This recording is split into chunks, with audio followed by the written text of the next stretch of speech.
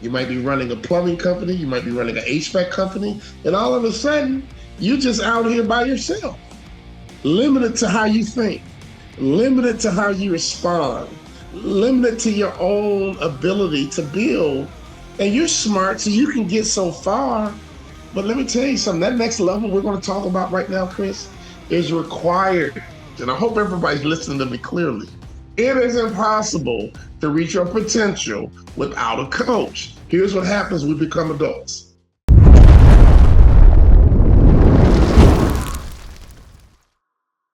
Hey, what's up? It's your boy, Cristiano, the host of To The Point Home Services Podcast, and I am incredibly excited today to have Mr. Walter Bond on the podcast. If you know who Walter Bond is, you're about to find out. And if you know who Walter Bond is, then you already know, because it's going to be a banger of an episode. And let me just share a little bit, too, about you, because it is a, what time was it? When's this podcast rolling out? Is it rolling out in the beginning of the year? Second week of the year? Perfect. So you should be already excited about, this year ahead of you and all the things that you get to accomplish. And in the trades, it might look a little different than the previous couple of years, because COVID, in a sense, was very, very, very impactful in a positive way into this essential businesses that is you, the listener. We've had a lot of great years. So now you got to really think through, what is your next level going to be for you? What does that even mean? And I've listened to Walter talk about his next level mindset, and that's just a piece of the things that we'll touch on. But let me just give you a little bit of background on my guest, Walter Bond, NBA player turned business coach and business leader, best-selling author. Which, by the way, got the book, read the notes on the book. Now I got to read the book. Okay, so I got to do a little bit of prep there. Best-selling author, keynote Hall of Famer, man. You've been doing this for a minute. You've been doing some keynote speeches for a hot minute. I want to say it's 20 plus years or something along those lines. Voted one of the top motivational speakers in the world, but more importantly, husband for what? I think 30 years to Antoinette. You've been married, Walter, somewhere around that range. Jeez. 29 years. And you got three kids in the 20s, right? So they're not really kids, 3 adult children, I think in the 20s range, right? Yes, right, 20. All at the same time. 20 plus. Trying to manage all that at the same time. You did it. You're doing all right. But hey, I heard something. Hey, it's a lot. I'm still here. You're still going, and you're still motivating. I thought I heard something on one of your podcasts that said, I'm trying to look for some similarities, in anything in our paths. I mean, I think you're from the Chicago area. I'm from Indiana originally, but where I'm from is probably much more like your dad. Like your dad, I think you said he's a country boy from Tennessee, right? Country boy. That's right. Are you a Hoosier or a Boilermaker? Man, I'm a Boilermaker. I think. Okay. Thank you for asking that question. Boiler up. You went to, speaking of Big Ten, you went to University of Minnesota. Yes, I did. Golden Gopher, baby. You got taught a quick lesson when you rolled into college, didn't you? Quick lesson from, was it Richard? Richard Coffey, man. I was humbled right away. He taught you a humbling lesson right away, right? Yeah, I mean, we all show up a high school basketball star, and I guess I didn't quite realize that high school was over until I met Richard Coffey our first practice. But I survived it. But that freshman year was very humbling, to say the least. But hey, that's actually a part of this whole next level mindset. And then part of what we'll talk about too is crossing that line of confidence, and I think that's where that's going to really come into play. But I got to ask you a couple more things, because I got you on here, man. Now, yes. Now I, being from Indiana, at that point in time, now when you went into the NBA, I believe it was 92 to 90, 92, 93, 94, 95, that was kind of your era, right? Yes, it was. Yes. And you're a shooting guard, and right. Now in 94 you were on the Jazz, right? So you're with the Mailman, Stockton, Hornacek, all those guys. Yes, I was. So now, I hope you agree with me. In my opinion, those playoffs times were the best basketball in NBA. I believe in the history of NBA basketball, at least from my perspective, me being a Pacers guy, watching the Pacers, Knicks getting after it. Michael Jordan's in there playing. You got the Houston, you had Utah, because in 94, I believe the Jazz went to the Western Conference Finals. The Pacers went to the Eastern Conference Finals, except you guys lost to the Rockets and we lost to the damn Knicks. Yeah, Chris, basketball was amazing back then. I'm a guy that I give every generation their respect, right? And so, sometimes my son tries to, criticize my era of music, when hip hop was born. I'm like, look, if it wasn't for my generation, these young rap artists wouldn't have a career and they wouldn't be who they were. So with that being said, I think the same thing around basketball. I go all the way back to Bob Cousy, right? George Mikan, they laid a foundation. They wore Chuck Taylors, right? And so the game wasn't as athletic then, but they were basketball players. And now, we've kind of infused athleticism into basketball, but you still need to be a good basketball player. That's why I respect those ages, those generations. And just like evolution, we're supposed to get better. We're supposed to get more athletic. Podcasts are supposed to get better, right? And so, we 30 years from now, my grandson's going to be criticizing my son's music, right? That's just how life is. But my generation of basketball did lay an amazing foundation for the NBA. Amen. When you got Michael Jordan, you got Isaiah Thomas, Larry Bird, Magic Johnson. That was a foundational period where I think basketball became elite. I think that's when basketball started to become America's sport. We talk about baseball, but honestly, back in those 80s, early 90s, I think basketball began to slowly take over for baseball. Totally agree. Yeah. I mean, you listen, I mean, I'm from Indiana. I went to Indiana State University. Man, I love my Boilermakers, but you know who's from Indiana State? The pride, the real state bird of Indiana, Larry Bird. They call it the hit from French Lick. That's right. And I have been to French Lick. I've spoken there a couple of times, 2 wonderful resorts. And so I'm dangerous, man. I can talk a little bit about everything. And but if you're from Indiana State, you can't claim Purdue. Listen, man, I wanted to go to Purdue, but I was an athlete as well, so I went on a scholarship. So, like, what are you going to do? I mean, I'm a little country boy. We didn't have a whole lot of money, so I made sure I took that scholarship and ran with it. But man, I wanted to be a Boilermaker so bad. If they just made me an offer, if I'd just been good enough, I could have been a Boilermaker. Dang it. Well, you know what? You got a free education. You got a chance to play Division I sports. My hat's off to you. Thank you, man. I appreciate it. Well, listen, I got to ask this last question and we'll get into it because our listeners are going to want me to get into it. But I mean, you got to play against arguably the greatest player to play the game, Michael Jordan. Man, how was that? Like do you ever reflect back on that now and just think about some of those moments? Like I know I saw one video too where you took a step in, and then you pulled back, made that shot, boom, over Jordan. You got him. Yes, you got it. All over the internet, all the abuse I gave Michael Jordan. Seriously, honestly, when you're a former NBA ball player, you're not in awe of anybody. You respect your competition, just like I respect Michael Jordan, but you weren't in awe of him as a fan, right? And if I was, I'm not worthy to play in NBA. Obviously, Jordan's the greatest of all time. LeBron's pretty amazing too. Yep. I don't know why we can't put them both on that pedestal, but to play against Michael Jordan for me was a confirmation I was legit. Yeah. That's what that meant to me. I wasn't so much in awe of him. It was just confirmation like, wow, I made it. Like, I'm in the NBA because here's Mike right here. Right? Yeah. Dude, I just scored on Mike. So for me, it was validation. I bounced around. I got cut. I was in and out the NBA. Yep. But it was validation that I actually achieved something that was next level. I got a chance to achieve something that was a dream. Yep. Right? And so when I think about what Michael Jordan represented to me, it wasn't that I was in awe of him. It just represented that I got a chance to touch the pinnacle of basketball, which I dreamt about when I was 8 years old. I love that. So that's actually a great segue because I want to talk about dreams because I remember watching at this point in time, because I listened to so much audio and consumed so much of your content that I don't remember if it was audio, if it was a video or what it was, but you were given to talk about dreams and how much of a gift it is to be able to dream and accomplish dreams. But rather than me share that story, what can you tell our listeners about having dreams and what to do with those dreams? Chris, that's a great question. And the truth is we all dream, right? It's a gift from God.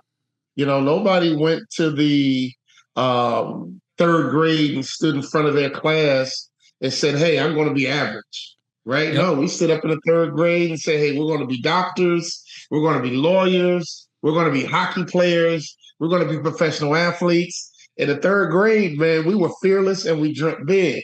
But what happens? Reality begins. When people start recalibrating, people start giving up on it and start justifying and reconciling.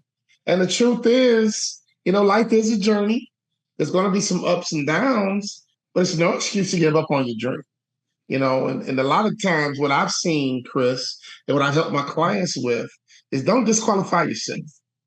As long as you don't disqualify yourself, you have a shot.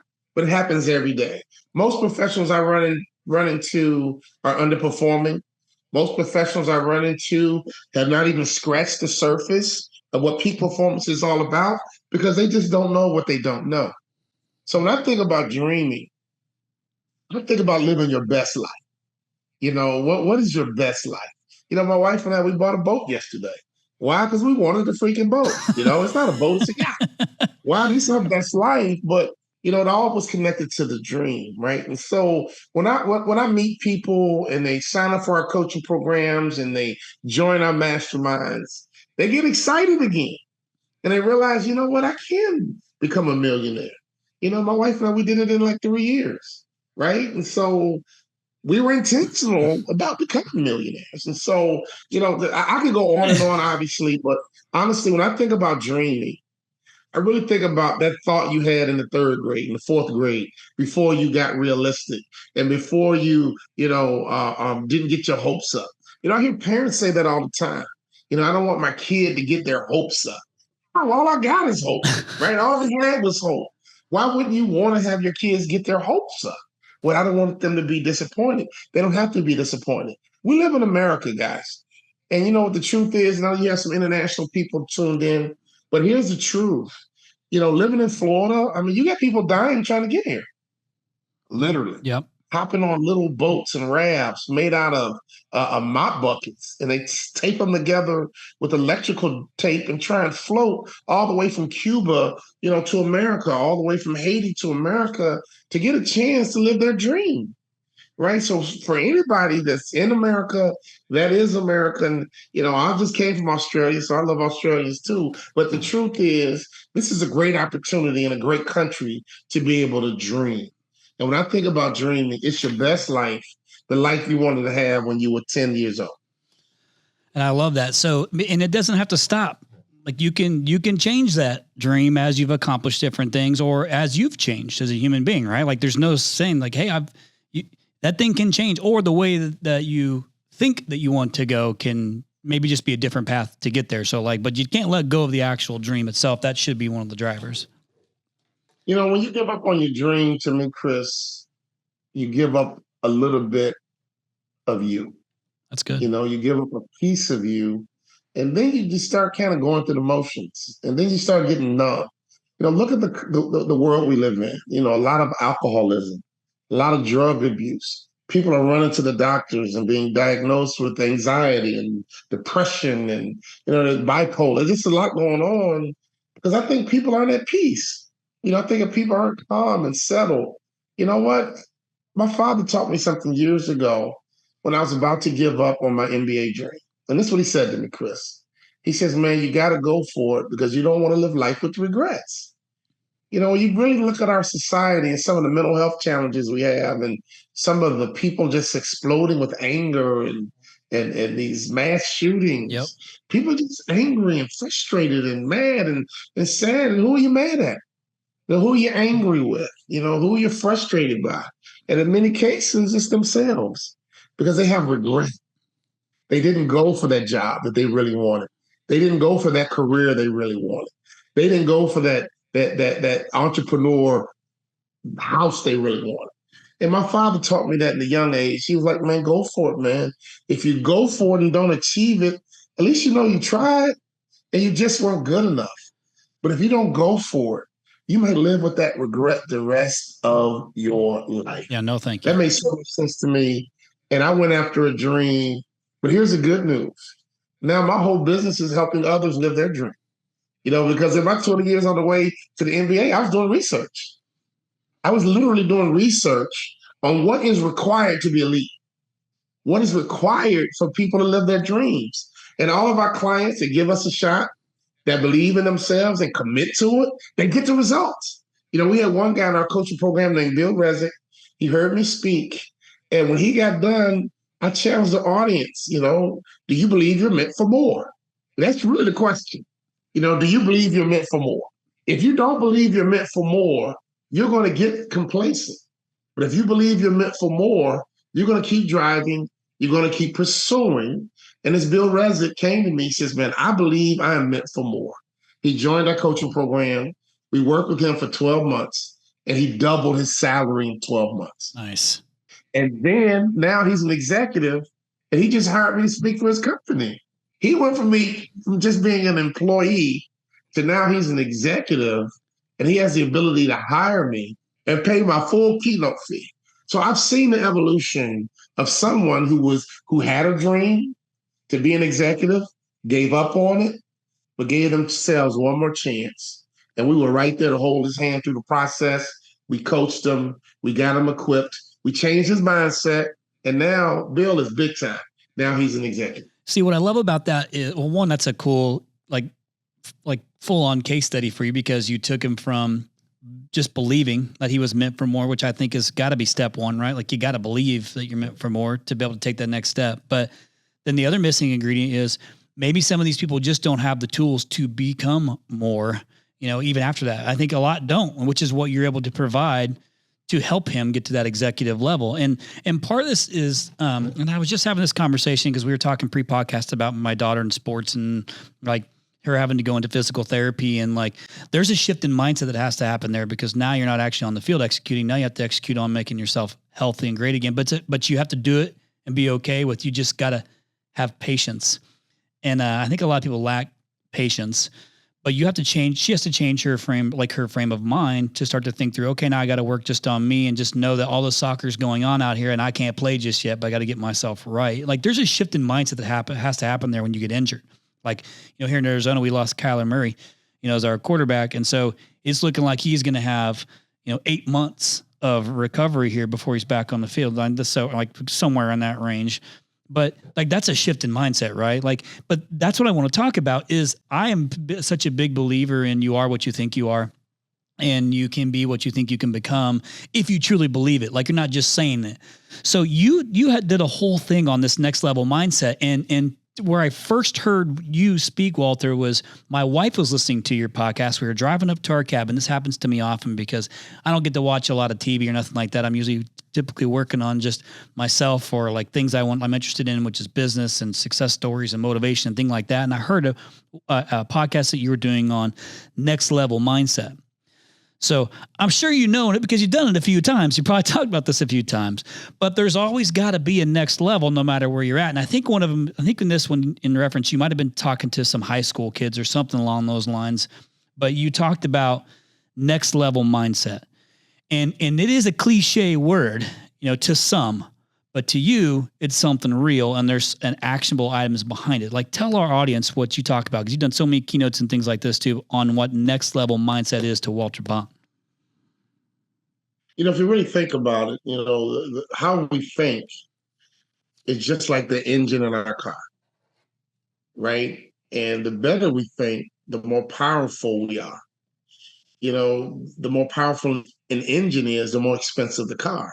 The same thing is true for humans. The more powerful our thought process is, the more value we create. So the first thing we have to really talk about before even getting to the fundamentals is what I learned on my research going to the NBA. Here's the first thing, Chris, and I want everybody to take out some notes and listen. It is impossible to reach your potential without a coach. Absolutely impossible. That's the first thing I learned on my way to the NBA. I was very fortunate to have incredible high school coaches. My high school coach was fantastic. I had two high school coaches. One was Harvey Hartenstein, who's a legend in Chicago, won a state championship. Right. My other coach when I transferred high schools was a guy named Donald Russell, Cassie Russell's brother, who's a legend. Right. So I had two really good high school coaches. Then I played at the University of Minnesota. I had an amazing college basketball coach, former NBA player himself, coached in the Olympics, coached in the World Games. I mean, that guy could coach. Clem Haskins was a great coach. And then I played for the legendary Jerry Sloan with the Utah Jazz. So here's what we all have to understand. There's a formula for peak performance. If you think about school, we had coaches. We had an English coach. We had a chemistry coach. We had an algebra coach, right? You had a wrestling coach. Our high schools were loaded with coaches. And the kids who got straight A's, guess what? They were coachable and they listened to their coaches. The kids who flunked out of chemistry and flunked out of algebra did not listen to their coaches. And so the first thing everyone needs to understand is that for any of us, me included, for us to reach our potential, the first thing that has to happen is that you got to have a coach. Let's think about it deeper. Every legendary athlete is always connected to a legendary coach. It's good. Is there a Bill Belichick without a Tom Brady? Is there a Tom Brady without a Bill Belichick? Is there a Michael Jordan without Phil Jackson? Right? We can go on and on. But watch what happens to Tiger Woods. That's right. He's the greatest golfer of all time. He's on pace to obliterate all the record books. Then he lost two important support systems. He lost his dad, who was his primary support and coach. And then he fired his legendary coach, Butch Harmon. That's right. Yeah. And many believe that he's not been the same since he lost Butch Harmon. And secondarily, he lost his father. So I don't care how talented you are. I don't know how good you are. Remember when Michael Jordan lost his dad, he started playing baseball. That's right. Yeah. Right? The greatest basketball player of all time was dependent on his coach, not just Phil Jackson, but his father. And when he lost it, he fell apart. Yeah, Michael Jordan, mentally tough guy, fell apart. Tiger Woods fell apart. Yep. Tiger Woods is still trying to land on his feet. So I'm really trying to really prove the point to all of us. This is what I learned on my research, and I hope everybody's listening to me clearly. It is impossible to reach your potential without a coach. Here's what happens when we become adults. And all of a sudden, I don't need anybody. All of a sudden, I'm going to do it on my own. You might be running a plumbing company. You might be running an HVAC company. And all of a sudden, you're just out here by yourself, limited to how you think, limited to how you respond, limited to your own ability to build. And you're smart, so you can get so far. But let me tell you something, that next level we're going to talk about right now, Chris, is required for you to have a coach. I could not have made it to the NBA without my high school coach, my college coach. They were part of my development. So right now I have coaches, right? I got two coaches right now in my life. I got a conditioning coach who makes sure I work out. I pay him to make sure I work out. And the other day my wife said, "Wow, you're looking good. Your clothes are fitting better." Thanks, coach.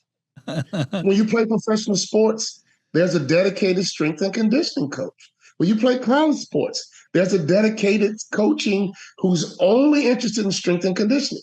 That's why the body is transformed. That's when you get the six-pack abs. That's when you do the curls for the girls. Coaching. My basketball coach didn't know how to get me in that kind of shape, but my strength and conditioning coach would. So I can go on and on just on the first thing I learned about being a peak performer is coaching. The second thing I learned is that great coaches have a system. Jenny Craig, that's a system, right? Dr. Atkins, that's a system. Phil Jackson had a triangle offense. That's a system. Stephen Covey, 7 Habits. That's a system. So we created a system. Why? Because we're coaches. And in our next level system, the first thing we work on, Chris, is the mindset. That's the first thing we work on. I don't care who you are. I don't care what you do. The first thing, we got to work on your mind. Our biggest client right now is Jersey Mike Subs. Man, let me tell you something. We've been working with them for 5 years. And I know this works for individuals, and I know it works for organizations. When I met the founder and CEO, Peter Cancro, he said to me, "Walter, I want you to be my voice." So for the last 5 and 6 years, he's allowed me to be his voice. And we've been working with the area directors. We've been working with the franchisees. We've been working with the supervisors on their mindset. That's good. And I was able to tell them recently, we're going to kick some Subway butt. And man, they just went nuts. Why? Because that's the mindset. I'm an athlete. We compete. That's right. We predicted who's going to win a championship based on who's on the team. The Bulls are going to win. Why? Because Michael Jordan's on the team. New England's probably going to win. Why? Because Tom Brady's on the team. Well, Jersey Mike Subs is going to win. Why? Because I'm on the team. That's right. Get it. And you're on the team, right? This podcast is going to win. Why? Because, Chris, you're on the team. I love it. And since you're on the team, you're going to win. So you got to have a coach, and a great coach has a system. And our system that we take people through is amazing. And when we spit them out at the end, they've been transformed into something very, very different. And that's what's going to attract your different results. So if you don't transform yourself, you're not going to get different results because you're going to keep responding the same way. As we mature and grow, we respond differently. And then that's when we get different results. Imagine if you responded differently to every customer. Imagine if you respond differently to every employee. Imagine if you responded better, differently to an unhappy customer. Let me tell you something crazy that happened to me this week. And some of these vendors that come to my house have no idea I'm a business coach. How about my fertilizer guy? He comes by, he sprays my yard, he sprays my trees, and he goes, all right, 150. I see you in every other month. Okay, cool. 2 months go by, I don't see him. I call him because one of my fruit trees is looking bad. I call him and he says, oh, I'm so sorry. My wife didn't put you, blamed his wife. Like, my wife didn't put you in the system and I forgot to come by and this treatment's going to be for free. I don't need all the excuses. I just would appreciate you saying my bad and just take care of my yard, right? Yep. How about he sprays my trees? One of the trees died. Dude didn't come back. I called him yesterday. He comes back. I said, my man, my tree's dead. Didn't say anything. Treated my yard, sent me a bill for $150, and then sent me a survey. Oh, boy. Oh, boy. Yes. And then sent me a customer satisfaction survey. I'm like, one, you haven't been showing up consistently. Two, you killed my tree. Why in the hell would you hand me a customer satisfaction survey? Love you got one. So sometimes small business owners themselves need to be coached because they do dumb stuff. I do dumb stuff, and that's what my coach coached me. My business coach tells me when I do dumb stuff, and he coaches me. My strength and conditioning coach, he lets me know when I do dumb stuff. They're experts, right? So we built a company where we're experts in people performance. And so any small business owner, let me be clear, you better get you a coach. And say something. We coach all day and we get some results for our clients. And they tell us, man, Walter, you changed my life. That's what I'm supposed to do. Yeah. Because my college basketball coach changed my life. My high school basketball coach changed my life. My whole intention as a business coach is to change people's lives. That's the purpose. Love it. Well, I want to, this is actually really great because I want to talk about when you come out of like, this is something I think I've been guilty of. And as we've grown, I mean, I've been in business for 15 years and you hear John Maxwell talking about lifting your lid and things like that. And, you know, I tell all the employees every year, you know, every time this company gets bigger, it's a size company I've never run before, but I'm still constantly trying to learn and understand. Well, it's easy to get into all the things I have to do as a CEO or as a podcast host and juggle all these things and then forget to work on myself. Not because I don't want to, it's just I'm so focused on all the other things to help our employees, to help the business grow, to help the podcast, you know, reach more listeners, all these things that I forget to work on me. And I'm an athlete too. Like I have some pretty influential people in my life all the way up. But I forgot to start to work on me again. Now, in a sense, you could say because I do this podcast every single week, I get weekly education, but there's no accountability afterwards. I'm not accountable to anyone other than myself, my employees, my wife, who's our COO, but I need more. I know I need more because I focus better when I not only have that next level mindset, but I have a plan in place and I have somebody holding me accountable for it. So when somebody rolls out of working with you guys who've done it for 20 some odd years or whatever it is of working with companies, and you talk about Jersey Mike's, here's something that I experienced, and I'm sure you hear the same thing because I've heard you talk about this, is in the HVAC, plumbing, electrical industry, social media has allowed us to kind of really put out whatever, you know, perception of your life, your business is. And sometimes with a lot of the success comes a little bit of arrogance, right? And it's maybe misguided arrogance because you don't know how to actually handle it, but you want to brag about your stuff. So you go through this, you get a coach, you come out the other side and things are running really good. But there's that line, right? There's that line that you can cross of confidence. And you've talked about this. So what does it mean when you talk about crossing the line of confidence?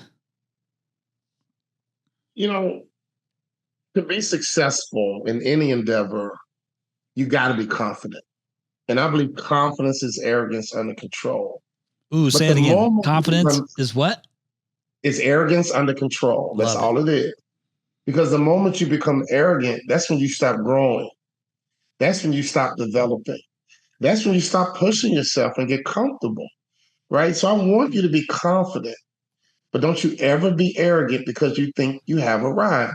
Here's what's crazy about small business owners, and I'm talking to my people right now because I am a small business owner.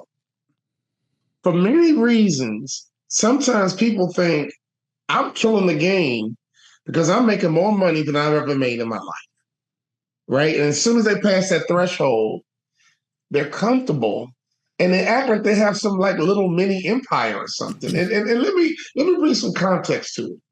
You know, there was a Roman Empire. Okay, there was a Greek Empire. There was an Ottoman Empire, but they all collapsed. There used to be an empire called BlackBerry. You can't find a BlackBerry phone. So why would you start making 250 grand or $500,000 or even $1 million and act like you built some empire? You know how quickly that can crash? You know, quickly that can fall apart. COVID taught us all that, man, your little empire can fall apart at any freaking moment. Yep. And it's not an empire where you can only take care of you and your family. That's true. Okay. You got you, your family, and one cousin. You get your one little favorite cousin, and you can. And, man, an empire, in my mind, you're not taking care of just your family. You can take care of your extended family. You can take care of your neighborhood. You can take care of your city. Hell, you can take care of your state. We get emails from people in Africa who want water wells. That's the kind of empire I'm talking about. I want to build an empire so big that I can take care of my family for future generations, right? But also can reach out into the world and be a resource to the world. So when I deal with small business owners, man, you make a little bit of money. That's not an empire, dude. Just because you're making your mortgage checks and you can make your car note payments and you got your kids in private school, it's not an empire. And even if you do have a little bit of money, empires can fall at any moment. So it's so important for us to keep our foot on the gas. It's so important for us to grow these businesses in such a way that it can live on beyond you. Because if your business can't live on beyond you, it wasn't really a business. You just made money. See, there's a difference between having a business and building it and making money. So many of our clients come in making money, but then we teach them how to build a business. A business has equity you can sell. A business has a culture that you can transfer to the next generation. Well, it fell apart as soon as the dad. No. You didn't build anything. You did not build anything. If it falls apart as soon as you get sick, it falls apart as soon as you don't go to work. Man, you know, Ford Motor Company, that's an empire. Because that original Ford is dead. He gone. So we got a lot of work to do. And that's what coaching is so important, because you have to be able to think like a true CEO. You know, not just the person who likes working on air conditioning and you hang out with your buddies. That is so common. That's not really a business to me. You got to run a business. In fact, if you're still fixing the AC yourself, you don't have a business at all. You're just making money. You just bought yourself a job, right? And so when I think about business, most of my small business owners are very, very comfortable with me, because when I stopped playing ball, I had never had a job in my life. So I can relate with someone who's starting a business out their trunk. Right? Yep. I'm global now, but I can relate to someone who started a business out their bedroom, mixing their business account with their personal account. That's right. But whatever, you know, we started this business from scratch, and now I sit on corporate boards. But let me tell you something, coaching, man. When I left sports and got into business, I got coaching. All my coaches had systems, but I had to commit. For me to play in the NBA, I had to commit through the broken feet, through sitting on the bench, through all the getting cut. I had to get committed and stay committed. And total immersion, okay, is the only way I made it to the NBA. I was immersed in basketball for 15 years, and then I made it to the NBA. I've been totally immersed in the training and development industry, and then I became worthy to become a coach. It didn't happen from day one. Once I started getting results, once I got into the Hall of Fame, once I'm starting to get my clients results. We have a casino in Oklahoma. We helped them land the highest customer satisfaction survey ever. And all we did was teach them our system, and all we did was teach them our mindset, right? And so, I'm so fired up. I hate to be too fired up for you, but the truth is, I want to get into these 7 fundamentals that we teach if we can. We can't go too deep into them, No. but the truth is, in basketball, you had to get fundamentally sound, right? Dribbling, shooting, rebounding, playing defense. The same thing is true in business. If you're not fundamentally sound in business, forget about it. If you're not fundamentally sound in business, you will never reach your potential. You should be fundamentally sound in marketing. You should be fundamentally sound in selling. You should be fundamentally sound in leadership. You should be fundamentally sound in culture building. You should be fundamentally sound and become an impact player, an expert in whatever service you provide. And if you're not an expert in the service you provide, you got work to do. But let me give you an example too. And I know you're a basketball guy, and Chris, you get this. When a basketball player is not fundamentally sound, no matter how talented they are, they nosedive when they turn about 30 years old.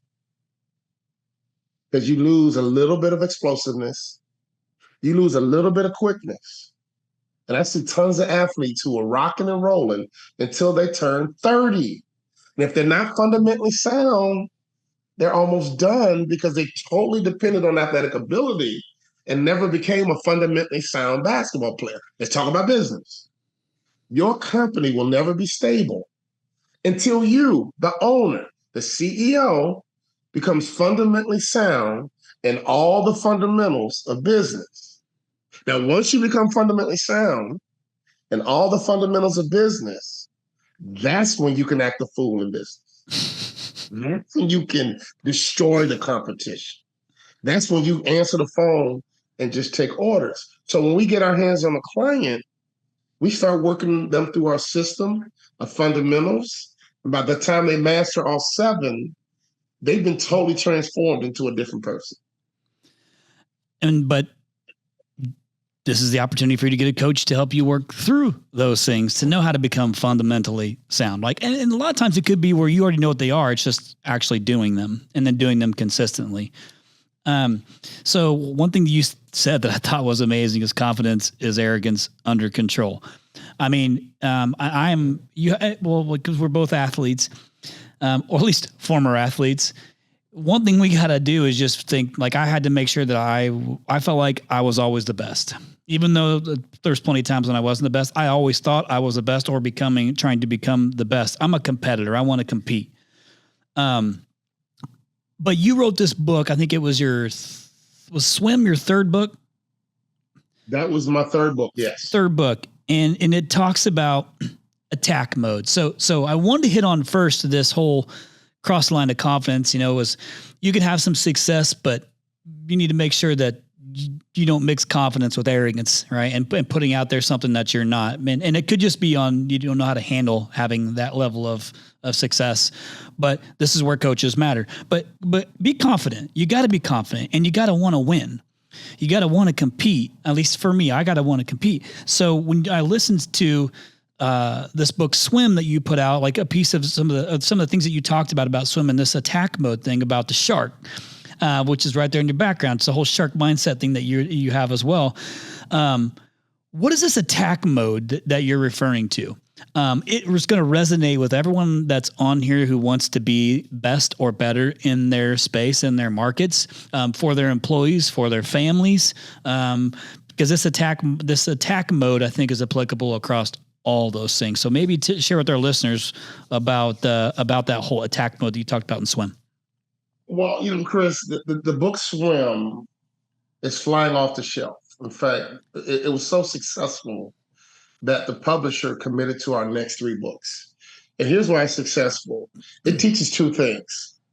It teaches amazing leadership principles, but it also teaches the fundamentals for an individual to become a peak performer. And we use the shark. Why? Because sharks run the ocean. They are bosses because they move different than other fishes. LeBron moves different. Okay, you can like him, you can hate him. Serena Williams move different. Jay-Z, whoever your favorite, let's do country western sings. It don't matter. Whoever your favorite person is, they just move different than everybody else in their industry, and that's why we talk about it. And that's where they're at the peak. So we use the shark as the metaphor to teach this principle on how we should all move differently. And when I think about attack mode, it's very simple. Sharks are very strategic. And here's the truth. People think sharks are some savage creature. Man, they don't want to eat us because we're nasty. They normally bite us and they spit us out because they don't want to eat us. They want to eat salty stuff. They want to eat fishy stuff. But they're curious enough to take a bite. That's why you hear about shark bites. And you will never hear about someone getting eaten by a shark because they won't eat us because that's not who we're not who they want, which means they're looking for opportunities. They're discerning, and then they strike. Do they make mistakes? Of course. We hear it all the time. There was this person bit by a shark in New Jersey. Someone got bit by a shark in Australia. The shark made a mistake because we're not who they want. They want to eat sea lions. They want to eat turtles. They want to eat what they eat, and it's not us. So sharks are always looking for opportunities. They're discerning, and then they strike. So, for example, let me mess your head up. One of our strategies in our coaching program for business owners is knowing who your A customer is. I talk to small business owners, and I start asking about their A customer, and they look at me with this blank stare, like, wait a minute. They just look for customers. You got to be strategic. You got to be focused. Who's your A customer? An A customer has the resources. An A customer is going to give you referrals. A customer is going to give you repeat business. My God, you got to look and spend your time, your money, your energy on the A customer. So think about all this money people spend on marketing, and they don't even have an idea of who their A customer is. That's too expensive. So one of the mindsets of a shark, they're very strategic on what they eat. They're very strategic on who they attack. They're constantly looking. They're constantly surveying the atmosphere. And they're pretty spot on. Once they see what they want, they're going to get it. So you need to see the same thing in your marketing. Like, who's your A customer? Jersey Mike's is an A customer for me. My God, if I could have 10 of those. Oh, man, and then, they're A plus, right? Yep. And we've had some through the years, right? We've had big casinos, A customers. We had the International Franchise Association, A customers. And A customer is someone who has your resources, right? They're going to give you repeat business, and they're going to refer you again and again and again. We got some other things that we teach, but a small business owner, you got to spend some time with a coach like me and discover who's your A customer. And how do we find your A customer, right? How do we get the testimonial from your A customer? You know what? If you spend all your day looking for A customers, we're going to take the B's. We're going to take the C's. But don't spend your time and money and resources looking for B's and C's and D's. We spend all of our time, our money, and our resources looking for your A customer, and then we'll fall back into our B and C customer. To play in the NBA, Chris, I had to be positioned right. I had to manage my career. I started in the park. I started playing in my boys' backyards, and then I had to position myself. And my whole journey to the NBA was about positioning, was about coaching, was about strategy. And let me tell you something, small business owners just want to work hard. What happened? Everybody works hard. How you work is what's going to make the difference. Everyone's swimming in that ocean, but the shark moves different. That's why they run the ocean. So when we get our hands on some of our clients, and I'll give you one more case study for an individual. Jersey Mike's is kicking butt. I mean, they are kicking butt. We're going to open up 300 stores this year alone. Through COVID, they were kicking butt. Why? I've been working with them for 5 years. And since I'm on the team, and since they're on the team, we're going to kick some butt. But here's the truth. Man, I lost my train of thought. What was I talking about? No, we're talking about attack mode. Attack mode, shark. We're talking about attack mode. Your shark moves differently. And you were talking about how they're just one of the success stories that you've had, that you have a few others as well who are in attack mode. Individual. I was doing a keynote, and there was a guy in the audience named Bill Rezick. And he sat there and heard my message. And he had seen me play basketball before. And when I got done, he was like, dude, I'm about to sign up for your coaching program. I was like, what do you mean? He said, man, I actually watch you play basketball, but it's not even about basketball. I want you to help me professionally because I believe I'm meant for more. And that was my challenge that day. Like, if you believe you're meant for more, come see me. Because if you believe you're meant for more, that's who I'm looking for. Because I'm strategic. I don't want to work with anybody. I don't want to work with someone who's lethargic and lazy and happy being average because you got a little $250,000 empire. That you're not for me. That's right. You're looking for the A customer. Might be making $250,000, right? Be making $500,000, but they believe they're meant for more. That's who I'm built for, right? And he was like, "Man, I believe I'm meant for more." He joined our coaching program. We worked with him for 12 months. We took him through our system. Dude doubled his salary in 12 months. I mean, come on. Yep. Think about it. And and what's interesting about that is that's your A customer, because you were talking a little bit about Bill earlier, and he's the one that ended up becoming an executive. So did he start out as like? So it must not just be like the value just can't be like the size of the business. There's got to be more to what an A customer looks like. And obviously that might be different to anybody, but it's got to be like, is the belief actually really there that they believe they want to be something more? I mean, when talking about an A customer, is there like something that's fundamentally like are characteristics of them that make them an A player? Do you like, because some people will talk about it, but they won't be about it. Well, a lot of it has to do with vision, Chris, to be honest with you. And let me go back to basketball reference. Some people were happy playing on their high school team and never saw more. I just want to make the high school team. That's what they wanted, and that's what they got. Some guys were like, I just want to play college ball. Okay. And you got the college ball. You're happy. You got what you wanted. I was the kid who I want to play in the NBA. That was the vision I had. So a lot of times it's relative to the person, right?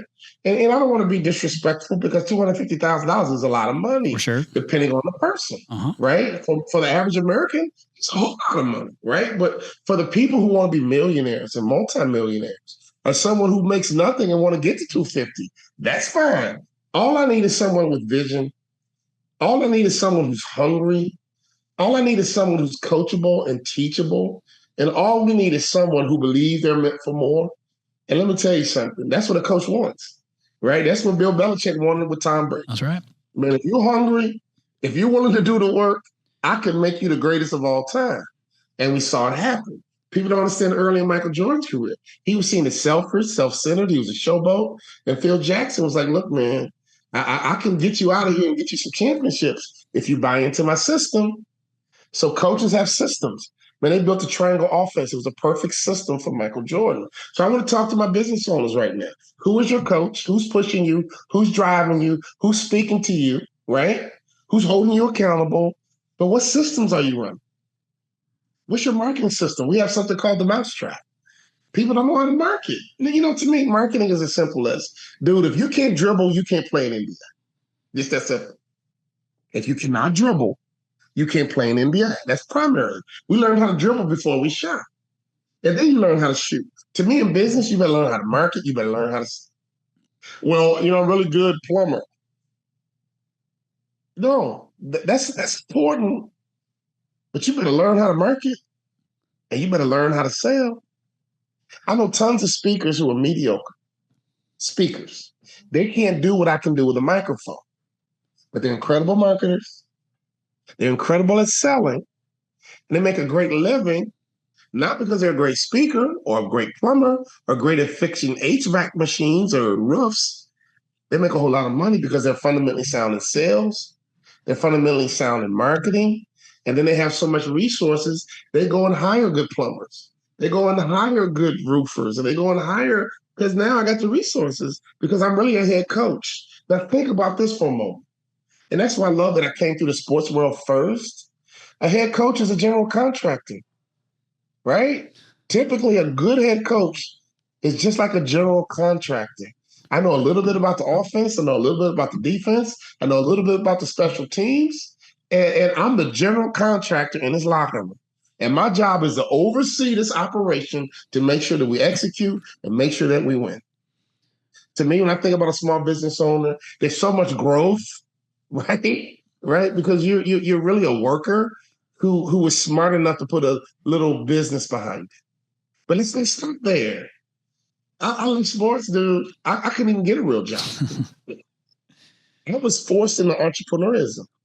But my wife and I figured it out. We've been coaching, getting coached. Let me tell you something. I'm going to always have a coach. All my coaches always have proven systems. All I have to do is commit my time and some money and get immersed.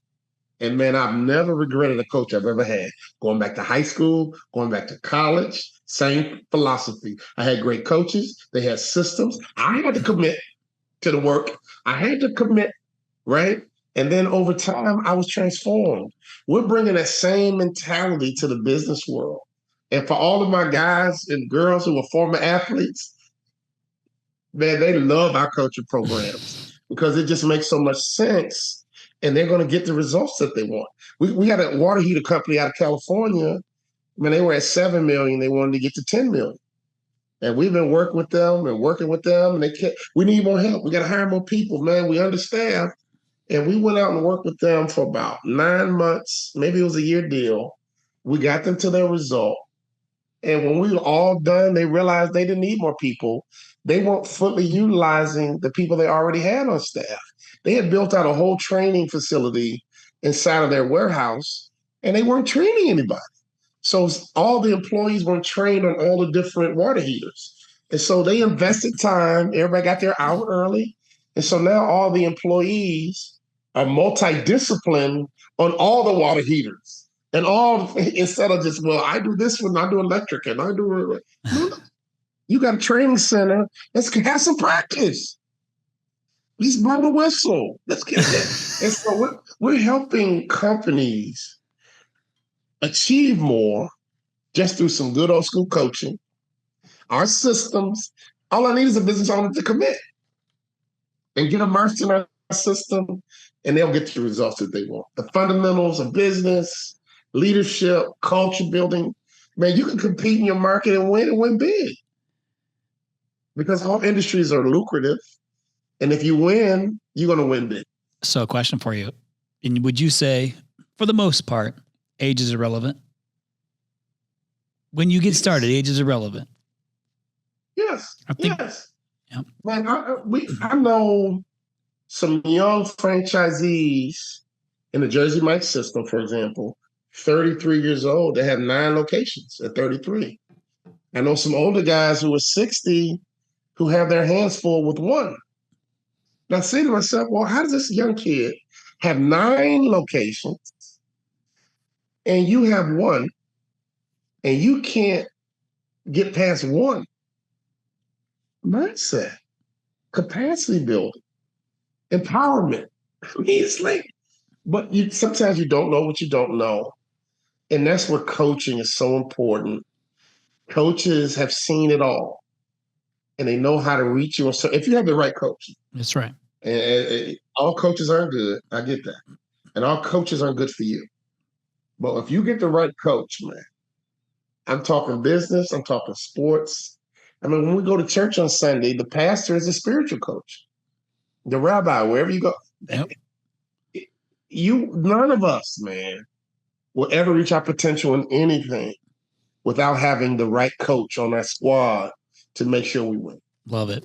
This is great. So I was trying to tee you up for that part of it, like regardless of age, because we have such a wide range of listeners, and I encourage. Like, it's interesting to think I'm 43 today, and when I think back, to being a kid and thinking, man, my mom was 40, she was old. I'm looking at like, I'm 43, I don't feel old. I still feel like I'm in my 20s. Okay, maybe like early 30s, but I don't feel like I'm 43 years old, and I feel like I don't act like I'm 43, and I surely don't think I look like I'm 43 years old. But that's my mindset, right? Like, I feel like, man, I still got so much to go. And if I had to start a business again right now, I would say I'm more equipped to do it now than I was in, because I know all the things today. And so it's I would just go about it differently. I understand I need a coach. I understand I need systems. I understand I need accountability. I understand that I understand the things more, but age is irrelevant. Like, at some point in time, I think you have to physically be able to do the job, or even be mentally prepared to do it. But for the most part, age is irrelevant. Now, you talk about a few things, and because you have this, you have such a big sports background, I don't want to open up anything that I'm not allowed to, but you have a new book coming out. Am I allowed to talk about the new book at all, high level? You are allowed to talk about the book. First of all, swim, I think is perfect for your group for one reason, because it's based on the HVAC company, and it's a great story. So I want to do a 2-for-1 plug if I can. Let's do it, because the book was written with your kind of business in mind. Our second book is a little bit different. It's called Cultivate: The 6 Non-Negotiables of a Winning Team. Think about it, Chris. Life, I've been conditioned to think team, right? And when I left sports and got into the business environment, everyone talks leadership. If you go to the bookstore, there's so many leadership books. Then I thought about it. I was like, wait a minute. What is a leader's job? To build a team. So we set out to write a book, and it comes out in January, that's going to change the game. And we're going to own teamwork. Why? I'm a former NBA ball player. What? I got a chance to play in the NBA Western Conference Finals for a legendary coach, Karl Malone, John Stockton. And when I got into the business world, I began to realize people around here are clueless on how to build a team, right? And they go home frustrated. They're criticizing their teammates to the wife. Everybody's an idiot but you. We get a lot of that. Like, wait a minute, you're the coach, dude. You are the coach, right? And so Cultivate was really designed to empower a small business owner on how to build a team. And the 6 non-negotiables are exactly that. These different entities of how to operate your business are non-negotiable. And if you can execute these 6 non-negotiables, cultivate the 6 non-negotiables. Man, we got testimonials from Kevin McHale, a Boston Celtic legend. Oh, yeah. We got an endorsement from the founder of Jersey Mike Subs. We're building teams, right? We got the casino we work with out of Oklahoma. We got some other Denny's, the CEO of Denny's. I mean, we got big companies and small professionals, who buy into what we do. And the endorsements are just validation that we're really helping people. And so Cultivate is going to come out in January, and it's going to fly off the shelf. And our goal is to own teamwork, because if you have one other person with you, you're a team. And most people, and we created a system for teamwork. So the book Cultivate is the book that's going to get people interested, and they're going to find out that, man, Walter Bond, and my wife's the co-author, he knows his stuff on team. I played on winning teams. I played on bad teams. I played on average teams. I played on great teams. Trust me, I'm an expert on teamwork. So the book is kind of the beginning, but then we have a whole system on how to transform a building full of individuals into a high-performing team. Because we all know in the NCAA tournament, for example, we always see a less talented team beat one of the big teams. It's incredible. And we love it, the bracket busters. And all that means is that per person, this is not a more talented team per man. But together, they won because they played together, right? And so that's why I love the NCAA basketball tournament. That's why I love sports, because sometimes it doesn't even matter who has the most talent. Whoever has the most talent, which is important, but plays together the best, is who's going to be champs. And here's my final thought. In sports, we talk about winners, we talk about losers, but we rarely talk about champions. That's the one thing we talk about in our coaching programs, how to be a champ, man. Because if you become a champ in your industry, all your dreams are built into that. All the money's built into that. Your boat is built into that. Your house is built into that. Your wealth, your empire, your legacy, it's all built into that, right? Of becoming a champion. But becoming a champion starts with a coach. It starts with the system. You got to commit to being a champion. Tom Brady's committed. Michael Jordan's committed. Jersey Mike's is committed, right? Once you get committed, man, let me tell you something. Then it's just about getting immersed, and then it's just a matter of time. So you can either take the next 12 months and stay the same, and you can invest the next 12 months and become somebody different. Which one makes sense? Yeah, because if your competitor is going to stay stagnant, why would you want to stay stagnant? But somebody's always coming for you, right? So if you ain't getting better, you're getting worse. The old saying I used to say. There we go. I love it. Well said. I love it. Well, thank you, man. I'm excited for it. And listen, I have a short attention span, so I have to read short, easy to read books that I can knock out on a few plane rides. And it seems like this is going to be like even with swim, another easy one that you can knock out. And I like that kind of stuff because if I listen to audiobooks, man, my brain wanders. Like I'll start thinking about one thing you said and I've taken it down a path. Next thing I know, the chapter's over. So I have to actually read the book and highlight as I go. But on the book industry, there's a big thing on word count, and it's all ego. A lot of authors get excited about these really thick books, but nobody reads them, right? I'm a down to earth, practical guy. People are busy, so all of our books are going to be quick, easy to read, engaging with amazing stories, but the lesson is going to be obvious. It's something that you can apply right away and get real results, and that's what I'm all about. If you're going to be a coach, you want to win. Right. Absolutely. And that's all I'm about. I want people to win because we've been winning.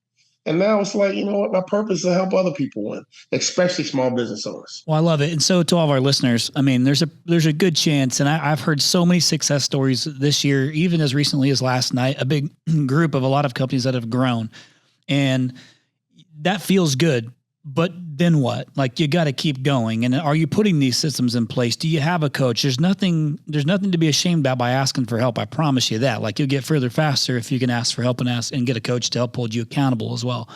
And this is just another option. Like I said, this is one of these things where, I went from listening to so many motivational speakers. I think I told you, Walter, that, was grateful. I had a partnership with a guy named Gary Vaynerchuk for 3 years, and that was great for me because he helped me lift my lid along. And with speaking, he's the one that actually pushed me to start the podcast.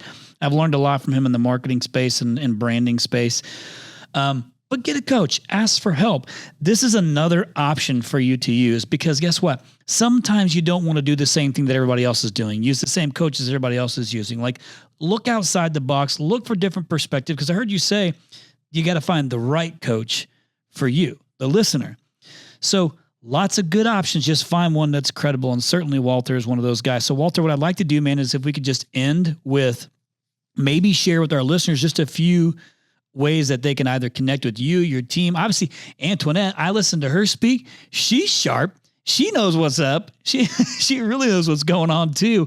But you guys have a good program over there at the Bond Group. And I want to make sure that you let our listeners know what are some of the different ways they connect with you to learn more about the options for them. I'm gonna make it real easy. And Chris, you're very perceptive. My wife runs our coaching program. And we have different price points, right? Because everybody can't afford me to do some one-on-one coaching. So we have group options. We have other coaches that are more affordable, teaching the same stuff, teaching the same systems, right? And so just like a football staff, right? You got a lot of coaches teaching the same system.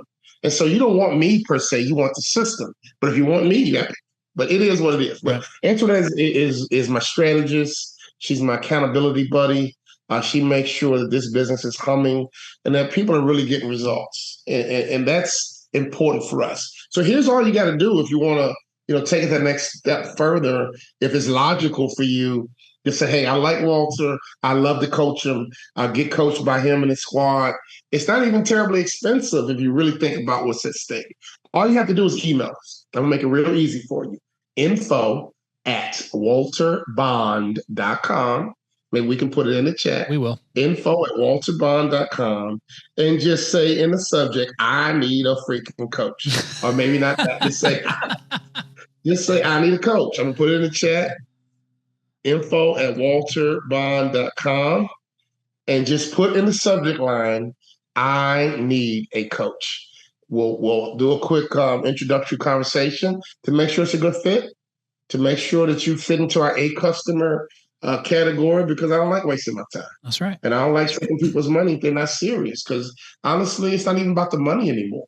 And we do so much corporate work, especially like a small business owner. Like, look, dude, I'm not trying to take food off your table, but if you believe you're meant for more, you're a customer. If you really believe that you're meant for more and you're hungry and you're willing to do the work, you're perfect for us, okay? So we don't care if you're Jersey Mike's.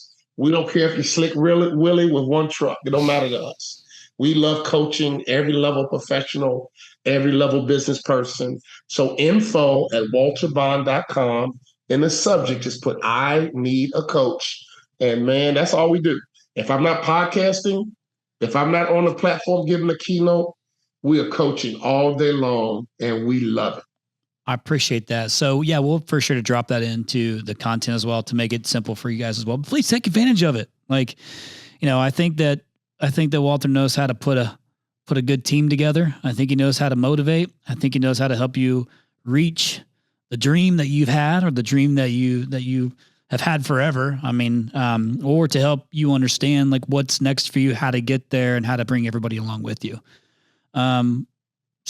Great coaches, good systems, they'll take you far. But that number one thing I heard him say over and over again that I think that you can do, well, I know you can do regardless of where you're at, what your age is, any of those things, is you got to believe it first. You got to believe it with everything you got in you first. And I'm just going to throw this out there, Walter, because you talked about how you might not have a bunch of star players, but you got a team that can win because they're working as a team. I think that would be right now my Purdue Boilermakers at number one, who don't have necessarily a standout player except for Zach Edey, but they're working together as a team. Bunch of those young guys, but they are clicking. They're working together because they bought into the system and they believe in themselves. How about that? You know what? I think you're onto something because your coach there, I recruited him to Minnesota. He actually came on a recruiting trip to Minnesota, and he loves basketball. But he done a pretty good job at Purdue. You got to give Matt some love. We love Matt Painter for sure. Well, hey man, I appreciate you so much. You gave me more time than I asked for, and I'm grateful for that. So thank you, because I do believe that is our most valuable asset, and so I don't take that for granted. So I appreciate you, man. I thank you so much. No problem, man. This is what I do, and thank you for your time. And good luck with your podcast. Good luck with your business. Good luck with your stud daughter who's an athlete. And just let her know, man, I broke my foot twice. I've had my teeth knocked out. I've had surgery on my knee. I've had cysts removed from my ankles. I mean, if you're going to be an athlete, unfortunately, injuries are part of the deal. And they just go with it. My little nephew, 14, just broke his arm. Yeah. And he broke it bad to the point that other kids ran, were freaked out, and they actually canceled the game. I mean, it was like a Joe Theismann kind of broken arm kind of situation. Yep. But hey, injuries are part of this deal, if you're going to be an athlete. That's right. And so I would just relate it to this. We're talking about my daughter who's 16, who has a slip disc in her back, which is abnormal for that young of a girl, who's a goalkeeper, who has some coaches going to watch her, just getting ready to play her varsity game. But that's just like in business. We run into not necessarily injuries, but roadblocks, hiccups, things that we don't know how to fix. Find a coach. Ask for help. Make sure you believe in yourself always. Okay. Let's start to find the things that are going right versus nitpicking the things that are going wrong. And let's focus on some of the wins that we've had. So get a good coach. Make sure you can follow some great systems. Be committed. Believe in yourself. And I want to finish with this. I always finish with the review. So Walter, if you could just indulge me for just a second, I'm going to finish with this one last review. And this is from Les52991. 5 stars. Says lots of heavy hitters, like my man Walter Bond on the other end of the line right now. It says, love this podcast because they bring lots of industry experts on to talk about their experiences. Super insightful information that's always really actionable. So Les 52991, I appreciate you, my man. Walter, thanks again, brother. God bless you. And I hope to God I get to see you down the road on stage somewhere, speaking live and in person, my man. Thank you, Chris. Appreciate it. Anytime. I appreciate you. And listeners, listen, you got to do everything he said, but you got to do something. No 0 days.